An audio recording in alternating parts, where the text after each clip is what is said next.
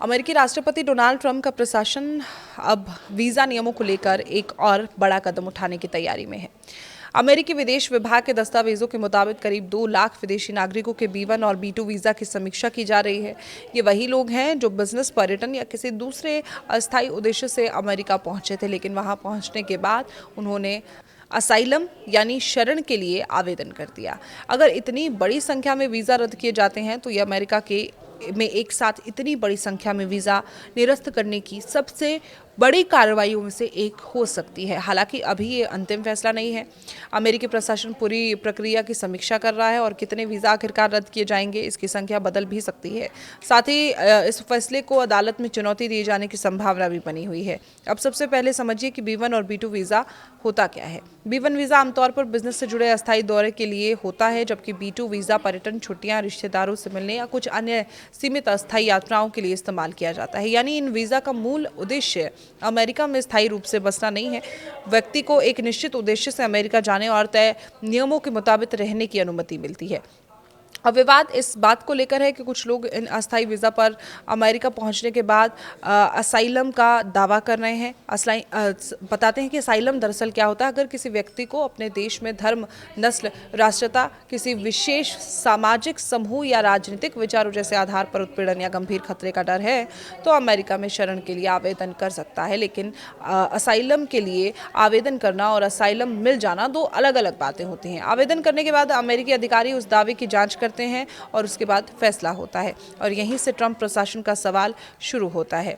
अमेरिकी सरकार का कहना है कि वो ऐसे लोगों की पहचान करना चाहती है जो अमेरिका में कम अवधि के लिए आने की बात कहकर दाखिल हुए, लेकिन देश में पहुंचने के बाद वहां स्थायी रूप से रहने के लिए असाइलम की प्रक्रिया शुरू कर दी। प्रशासन इसे इमिग्रेशन सिस्टम के दुरुपयोग से जोड़कर देखता है। बताया जा रहा है कि फिलहाल 2016 से 26 के बीच जारी किए गए B1 B2 वीजा की समीक्षा की जा रही है। इस प्रक्रिया में अमेरिकी विदेश विभाग के साथ डिपार्टमेंट ऑफ होमलैंड सिक्योरिटी यानी DHS भी शामिल है। यहाँ एक बहुत महत्वपूर्ण बात समझना ये जरूरी है, वीज़ा रद्द होने का मतलब ये नहीं है किसी व्यक्ति को उसी वक्त अमेरिका से उठाकर बाहर निकाल दिया जाएगा। अगर किसी व्यक्ति ने पहले से असाइलम के लिए आवेदन किया हुआ है और उसका मामला अभी लंबित है तो उसकी इमिग्रेशन स्थिति अलग प्रक्रिया के तहत तय हो सकती है। वीज़ा रद्द होने के बाद वो व्यक्ति अपने पुराने B1 या B2 वीज़ा के आधार पर अमेरिका में रहने का दावा नहीं कर सकता, लेकिन उसके असाइलम मामले का फैसला अलग कानूनी प्रक्रिया के तहत हो सकता है।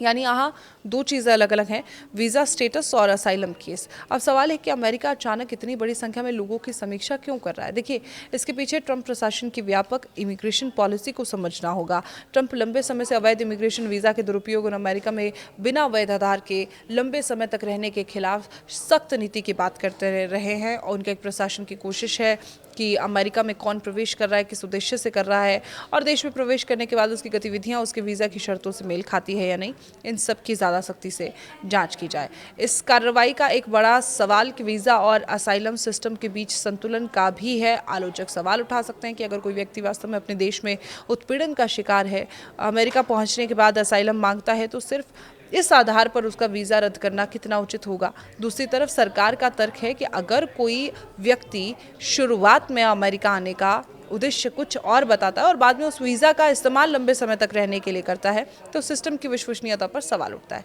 यानी बहस सिर्फ 2 लाख वीज़ा की नहीं है, असली बहस ये है कि अमेरिका अपने इमिग्रेशन सिस्टम में नियमों की सख्ती और शरण मांगने के कानूनी अधिकार के बीच संतुलन कैसे बनाएगा और इसका असर अमेरिका में रह रहे उन तमाम विदेशी नागरिकों पर पड़ सकता है जिनके पास अस्थायी वीज़ा है लेकिन उन्होंने बाद में इमिग्रेशन या असाइलम प्रक्रिया शुरू की। अब सबसे बड़ा सवाल ये है कि क्या ये 2 लाख सभी वीज़ा रद्द होंगे। फिलहाल इसका जवाब नहीं है। अमेरिका सरकार अभी समीक्षा कर रही है और अंतिम संख्या इससे कम या ज़्यादा हो सकती है। ये भी देखना होगा कि किन मामलों में वास्तव में वीज़ा रद्द किया जाता है और किन मामलों में व्यक्ति की दूसरी कानूनी स्थिति को देखते हुए अलग फैसला लिया जाता है। और अगर प्रशासन बड़े पैमाने पर वीज़ा रद्द करता है तो इसके खिलाफ कानूनी चुनौती भी संभव है।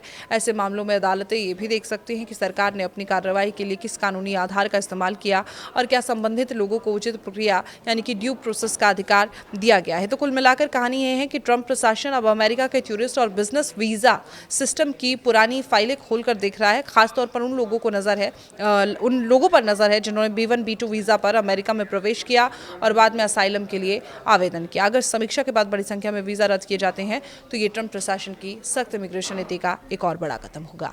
लेकिन अंतिम फैसला आने तक ये कहना जल्दबाजी होगी कि सभी 2 लाख लोगों के वीज़ा रद्द हो जाएंगे।